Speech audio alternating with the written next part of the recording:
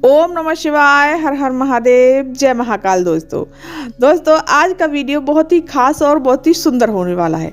अब आप ये सोच रहे होंगे कि आज का वीडियो बहुत ही खास और सुंदर क्यों है। इसलिए है दोस्तों, सिर्फ एक उपाय और सारी समस्याओं का हल। दोस्तों अगर आपकी कोई विशेष मनोकामना है जो काफ़ी समय से आपकी पूरी नहीं हो रही है, आपने काफ़ी प्रयास कर लिया फिर भी पूरी नहीं हो रही, या आपके यहाँ पर कुछ भी अच्छा नहीं हो रहा, जैसे कोई अगर मांगलिक कार्य होता है और मांगलिक कार्य भी वो अच्छी तरह से सफल नहीं हो पाता, कोई ना कोई टेंशन हो जाती है, लड़ाई झगड़े होते हैं, टेंशन बनी रहती है, या कोई ऐसा कष्ट है जिसको आप बता नहीं सकते और वो कष्ट आपका जा नहीं रहा, बहुत दिक्कत जा रही है और परेशानियां बहुत हो रही हैं, या फिर दोस्तों कोई अटका हुआ कार्य है जो आपने काफ़ी प्रयास कर लिया, वो कार्य आपका पूरा हो ही नहीं रहा, वो फाइल आपकी आगे बढ़ ही नहीं रही। दोस्तों वीडियो पर आगे बढ़ने से पहले चैनल को सब्सक्राइब कर दीजिए, वीडियो को लाइक कर दीजिए और कमेंट में श्री शिवाय नमस्तुभ्यम या भोलेनाथ का कोई सा भी प्यारा सा नाम जरूर लिखिएगा। चलिए जानते हैं ये उपाय हमें किस प्रकार से करना है और कैसे करना है। और दोस्तों एक बात और बता दूं आपको, ये उपाय आप गुरुवार के दिन ही करें, और अगर गुरुवार के दिन किसी वजह से आप नहीं कर पाते हैं तो इस उपाय को प्रदोष के दिन और शिवरात्रि के दिन भी कर सकते हैं। लेकिन दोस्तों एक बात का ध्यान रखना, प्रदोष और शिवरात्रि अगर रविवार की पड़े तो इस उपाय को बिल्कुल भी नहीं करिएगा, और नहीं तो आप गुरुवार के दिन ही इस उपाय को करिएगा। चलिए जानते हैं कि इस उपाय को किस प्रकार से करना है। सबसे पहले आपको तांबे का कलश लेना है, उसमें जल भरना है आपको अपने घर से, अपने रसोई घर से, जो कि जिसमें आप पीने का पानी भरते हैं, अपना परिंदा जो होता है उसमें से आप जल भर लेंगे।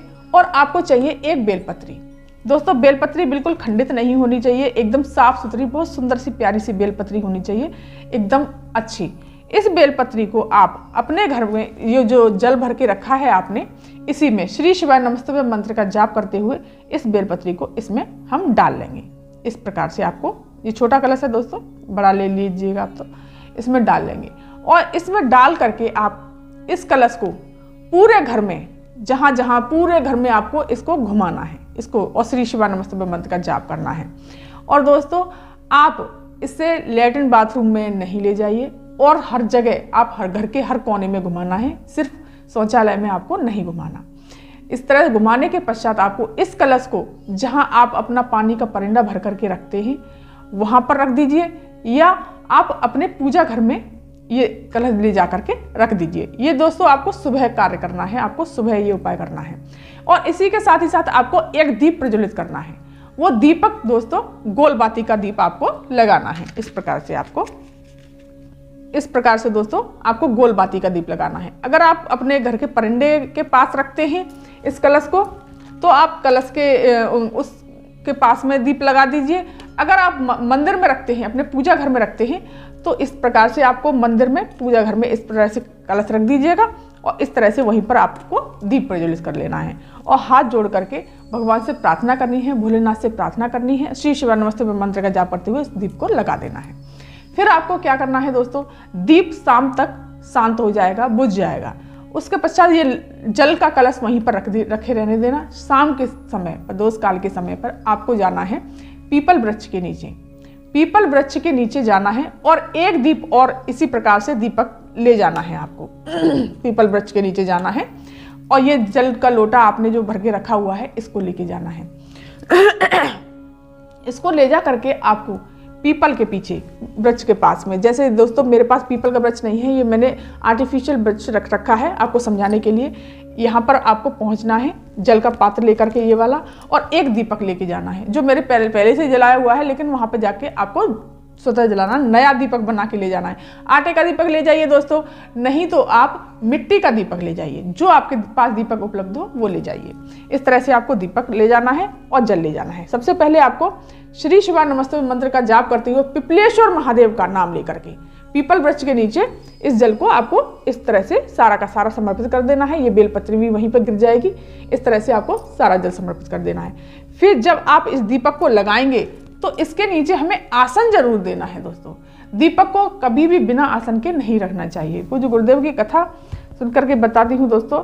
इस तरह से आपको पीपल के वृक्ष के नीचे इस दीपक को आसन देना है और पिपलेश्वर महादेव का नाम लेकर के और अपनी कामना कहते हुए, जो भी आपके घर में समस्या है और या आपकी कोई विशेष मनोकामना है जो काफ़ी समय से पूरी नहीं हो रही है, या अटके हुए कार्य हैं, या आपके घर में कुछ भी अच्छा नहीं हो रहा है, कोई भी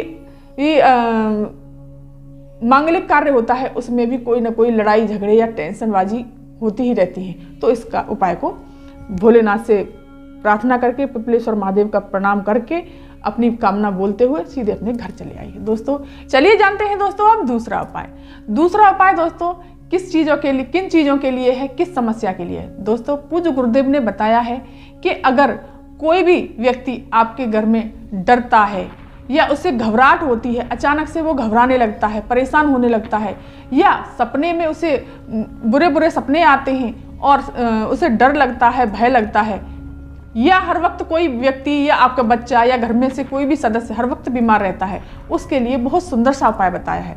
मात्र एक कलश से और एक बेलपत्री से दोस्तों ये उपाय करना है। दोस्तों क्या करना है आपको, सबसे पहले चलिए जानते हैं। आपको ये तांबे का कलश लेना है, इसमें जल भरना है दोस्तों आपको अपने घर से, अपने परिंदे से, अपने रसोई से जिससे आप जल पीते हैं, उसमें से आपको जल भर लेना है। दोस्तों एक बात फिर से बताती हूँ मैं दोस्तों, पूज्य गुरुदेव हमेशा कहते हैं जल को हमेशा अपने घर के रसोई के परिंदे से ही भरना चाहिए, इससे वास्तु दोष खत्म होता है, साथ ही साथ पित्त दोष समाप्त होता है। जल भर लिया हमने और आपको एक ले लेनी है दोस्तों बेलपत्री। बेलपत्री दोस्तों बिल्कुल साफ सुथरी होनी चाहिए, एकदम सुंदर सी प्यारी सी, जो कि खंडित ना हो कहीं से भी दोस्तों छल्ले से बने होते हैं, उभार सा होता है, वो भी बेलपत्री भगवान शिव को या कहीं भी इस बेलपत्री को नहीं चढ़ाया जाता, ये बेलपत्री खंडित मानी जाती है। दोस्तों बिल्कुल इस तरह से आपको बेलपत्री ले लेनी है। अब आपको सवाल ये होता है कि आपको अब इसका क्या करना है।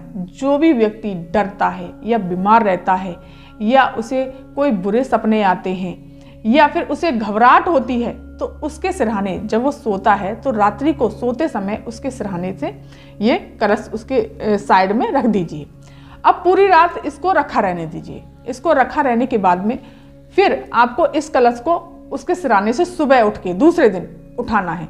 इसको उठा करके आपको जो व्यक्ति बीमार रहता है या उसे सपने आते हैं या फिर उसे घबराहट होती है, उसके ऊपर से आपको 21 बार उसारना है। इस तरह से वो लेटा है तो लेटा रहने दो, उसे कोई जगाने की जरूरत नहीं है। इस तरह से आपको 21 बार उसार लेना है। इस तरह से 21 बार उसारने के पश्चात दोस्तों 21 बार उसारने के पश्चात ही आपको जो बेलपत्री आपको मैंने बताया था वो ले लेनी है। आपको इस तरह से बेलपत्री को डाल लेना है कलश में, और बेलपत्री को डाल करके आपको सीधे पहुंच जाना है नीम के पेड़ के नीचे।